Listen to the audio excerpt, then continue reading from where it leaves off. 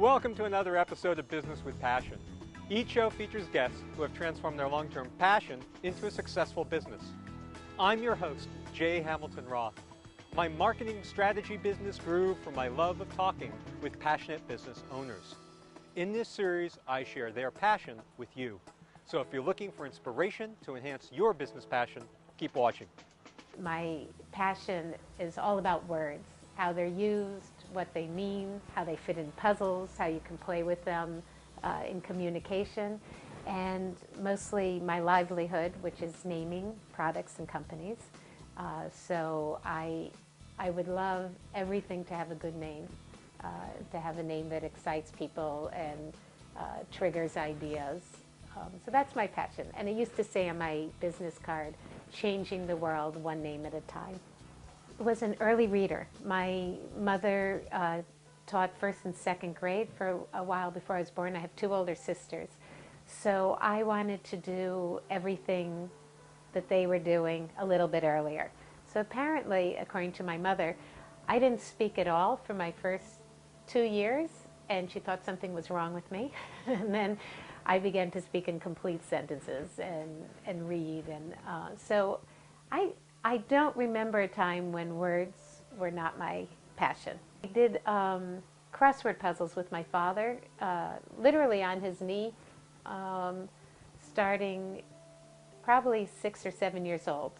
I grew up in Minneapolis, but my parents are New Yorkers, so we got the New York Times, and Sunday was the puzzle, which is fantastic because if I look through my life now, I can see where things started very early on, but I didn't come to the realization and make it my livelihood in my life until probably the last 20 years.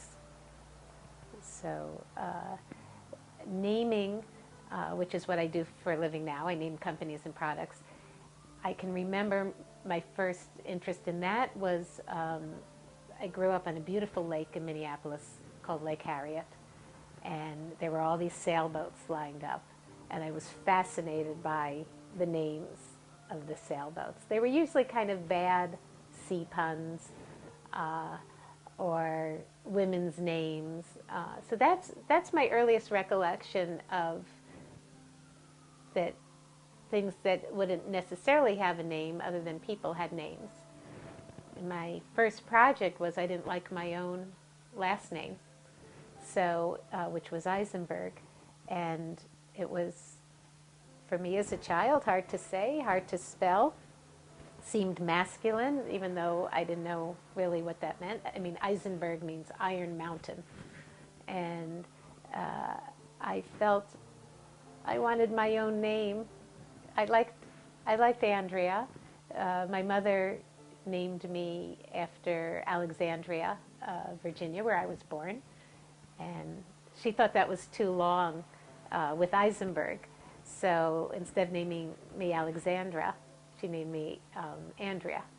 And so that was the first incident already that my last name cost me my first name, because I would love to have an X in my name. That'd be fun. My particular story was that I had been a child chess champion and had been very academic and a little bit interested in everything.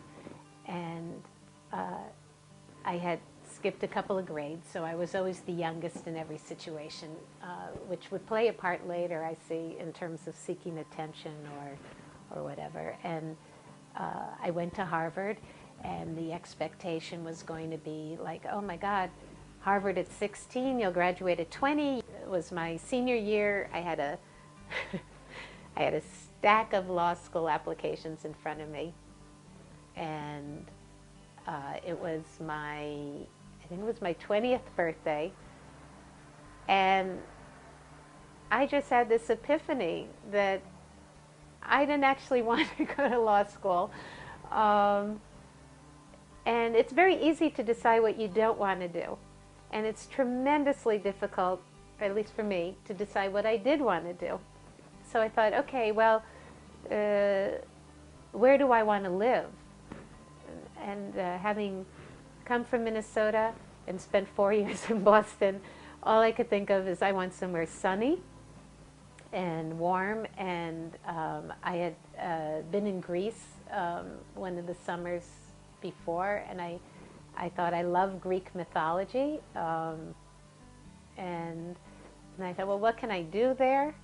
And I felt, well, I can always teach English. I mean, that's the luck of being an American in a lot of ways, is it's now the universal language. You can go anywhere in the world and someone needs an English teacher. And the next day, the school newspaper was slid under my door, and I never even read it, but it was face down, and on the back there was an ad that said, "Teaching internship, Northern Greece, apply this week only."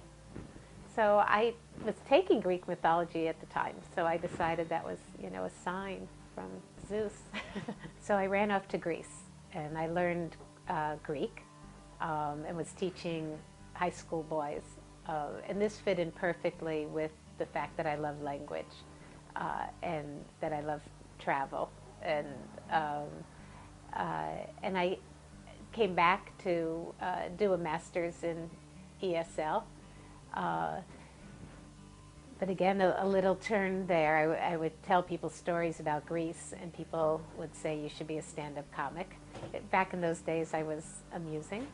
So I went, and I had never gone to a comedy club before.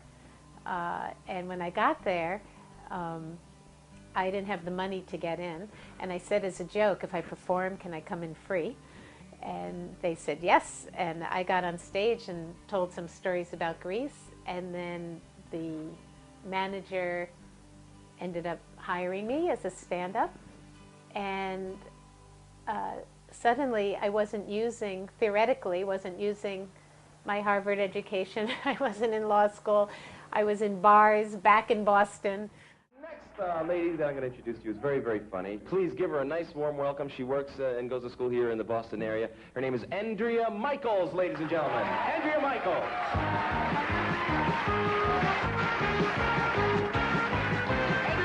I'm from Minnesota, and usually when I perform, I wear this T-shirt that says "Hello, Minnesota" on it. But I've put on a little weight recently, and I've discovered to my horror one of my breasts is larger than the other. So I can no longer wear it because it now says "Hello, Minnesota." That's the start. Yeah. Although speaking of breasts, for the first time in 191 years, there's a woman on the Supreme Court. And I think that's terrific, because I can use Sandra O'Connor as a role model, because there's not that much difference between doing stand-up comedy and what she does. No, it's just that it's nice for me that there's a woman on the court, because they're handling a lot of delicate issues lately. Like they're trying to decide, when does life begin? Is it at conception, 6 weeks, foreplay? But deep down, I'm not sure that that was my passion. It was something I could do. It was something I had a fair amount of success at. I got a part on a TV show in LA, so I went down to LA. It was a political comedy show, which lasted, I think, 7 days, but took me 7 years to get out of LA. In the meantime, I was performing down there, and somebody approached me saying, we would love for you to write the jokes for the comedians on this game show. And it was called Wordplay. And Wordplay was like this, is like the game dictionary.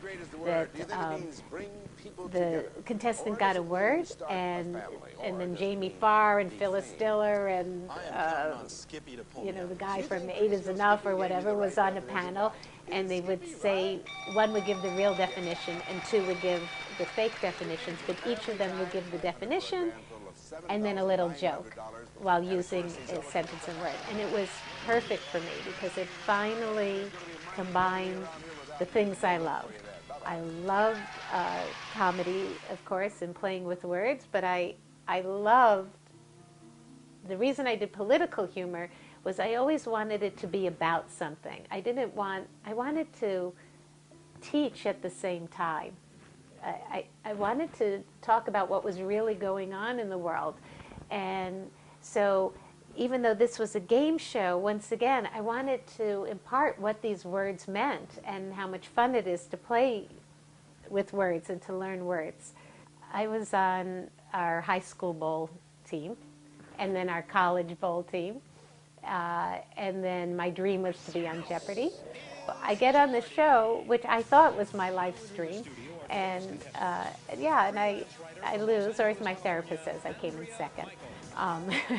So I thought, you know what, okay, forget this. I'm going on Wheel of Fortune, and I just thought that would be the way to do it, not realizing at the time that that was even a better fit for me, because we got to the very end. Category, R-S-T-L-N-E. Vanna, let's turn something there. Okay, solve it, Andrea. No, I think you better pick some more letters. 3 consonants and a vowel. Okay, D. Okay. P. It was a word at the end with no letters in it. It was 7 letters ending in E. And there was no R, S, T, L, N, or E. Or E, there was an E. And Pat Sajak was saying, okay, Andrea, solve it. The next 10 seconds. And, good luck. and I suddenly thought, well, there must be a double letter, there must be an A, there must be... And in 10 seconds, everything I've ever known in my entire life came together. Nothing to this game. I got the word, and I win a motorhome.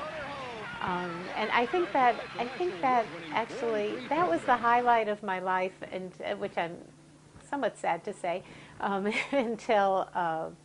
until they did one of my crossword puzzles at the tournament. I'm living in LA, I'm being a comedian, I'm writing for game shows and then sitcoms. I wrote for Designing Women. And then the show was canceled. And in the meantime, I had people up in San Francisco. I had one person in particular, a woman named Judith Wright, who was a good friend, and she came up with new product ideas. And she was always calling me saying, I need a name for this salad dressing. And for me, it was like a contest. And I would sit and come up with 100 names, usually bad puns, or, and I thought, what an incredible job that she's coming up with new products and they need names, and that would be fun. I asked Judith, I said, is there such a thing as a namer? Can I sit in a corner and dream up names? And at that time, it was the early 90s, and I think the concept of branding was just starting. And San Francisco was the epicenter of that. It was really booming because really everything needs a name, and everything needs a good name, and a good name can change everything. It's a lot about psychology, what feels right, and how it's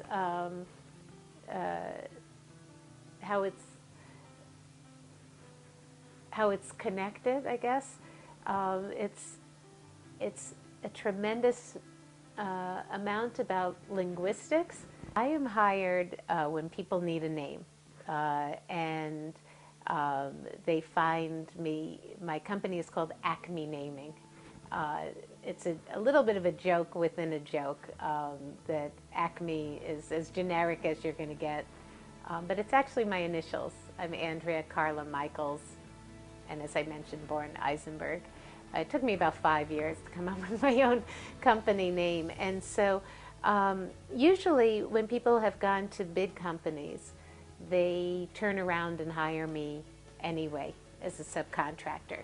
So when someone needs a name and they need it fast and they're an individual or they're a major corporation. They hopefully at some point have met someone who's met someone who knows me. And I get most of my work by people saying, I know this woman who names, and they tell them a little bit about my background, and then they find me. It's one thing to do a crossword. Why am I making them? And I think what happens is you do crosswords, you do them over and over, and they have their own kind of language and sensibility to them, and you start seeing sort of the same words and the same things over and over. And I thought it'd be fun to make one for a friend of mine, my friend Hannah. It was her birthday, and I decided I'll put happy birthday, Hannah Leader, and then you make a puzzle the reverse of how you solve it. You put in the long words, and then each corner you put in your own words, and you can't be wrong because you're the ones who put them in there. And then after you go back and define. So I started making those for friends. And then I started submitting them to TV Guide. And they wouldn't give us our name on the puzzle. I think they were paying $75, and they had 17 million readers. And I would beg the editors. I'd say, keep the $75. You know, put our names on there. And they wouldn't do it. This is the same battle I still have with different publications. And because if you ask most people, they already think puzzles are made by computers. Or they'll maybe know Will Shortz's name, and they think he's made them all. So, and I think as a former stand-up comic, you want credit. So you want credit because you're doing it for fun, and you want to be able to share with friends and say, you know, look. So, so what I would do for TV Guide is I would sneak in the streets of blank Francisco, every puzzle that I did, so that friends would know if they saw that clue that it was one of my puzzles. But that's how you start doing them. And then with Scrabble, I was playing in tournaments, and people were always saying, you must have to have a really big vocabulary. And I would say, no, you don't have to have a big vocabulary. It's strategy, it's playing the words, it's knowing whatever. So I started to teach people how to improve their games by 50 to 100 points so they could beat their grandmothers or, you know, whatever was important to them. And this was before online Scrabble and Scrabulous and all of that. So then somebody said, you know, you should have a class and do this all at once. So on a whim, I was involved with the Jewish Community Center and asked them if they thought there would be an interest in a Scrabble class. And 50 people showed up. And I was able to teach in 2 hours what had taken me 5 years to learn about rack management and the importance of 2- and 3-letter words and how to look at the game on a different level. I stopped doing comedy for several different reasons. Part of it was the transition. I had developed a secondhand smoke allergy. I've never smoked a cigarette in my life, even though, again, with the I want to be a hippie thing, I happened to accidentally not smoke or drink or do drugs. And I was performing every night in nightclubs, which wasn't a good fit. It wasn't a good fit for me. So I started doing the game shows and the sitcoms. But I'm about to turn 50 now, and I'm of that generation that unfortunately was caught in the time that a lot of people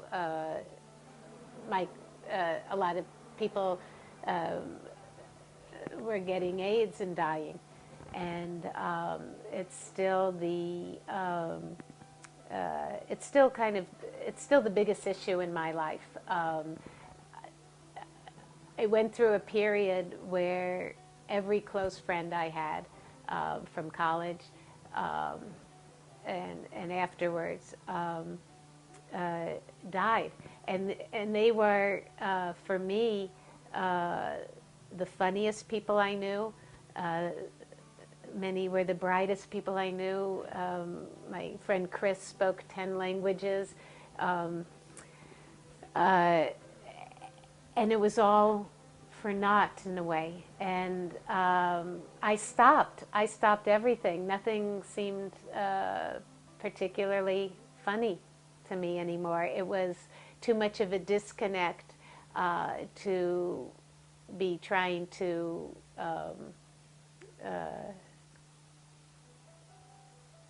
have my, there were two very different things going on in my life. It was taking care of friends during the day at one point, and then trying to be on stage at night. And so, so unfortunately, in a way that I'm working through now, is I allowed their deaths to become my life, because I couldn't see how can I be writing sitcoms when this much bigger thing was going on. But in a way, it's I've decided to make my life still in their honor I mean, they were the funniest people I knew, so it would be tragic if I stopped laughing, if I stopped creating, if I stopped writing, if I stopped producing. They would have died and I would have died. So it's never more than 2 inches from my mind at any time.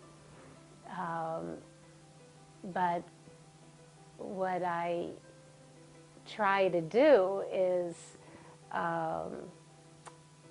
make sense of it in a way by continuing to put out sort of the energy that I think that they would have put out there. And so for everybody, I mean, obviously in San Francisco, I'm not alone in this on any level. So you're around people who then do try and live fully every day and try and follow their heart and try and figure out what their passion is and how to incorporate it every day.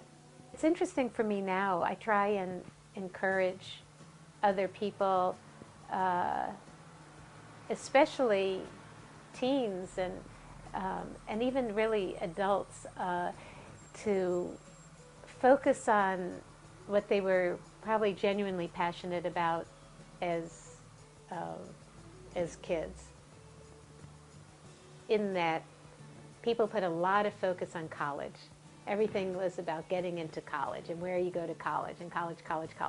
But if you look at most people in their 40s and 50s, they have started to turn back to what they were passionate about as a child or in high school, and especially in today's economy when a lot of people are losing their job and turning inward and saying, what is my passion? What do I really want to do? So I have this theory you should sort of just skip the middle part, and if you can, and always do what you're passionate about. I've never wanted to be defined by what I do, but in the end, I am now, some people call me Scrabble lady, some people call me, that crossword puzzle chick or namer, and I am defined, it turns out, by what I do. But I don't mind because it's the thing I love. Thanks for watching this episode of Business with Passion. If you'd like more information about Andrea Carla Michaels, other shows, or perhaps to be a guest on a future show, go online to tv.manygoodideas.com.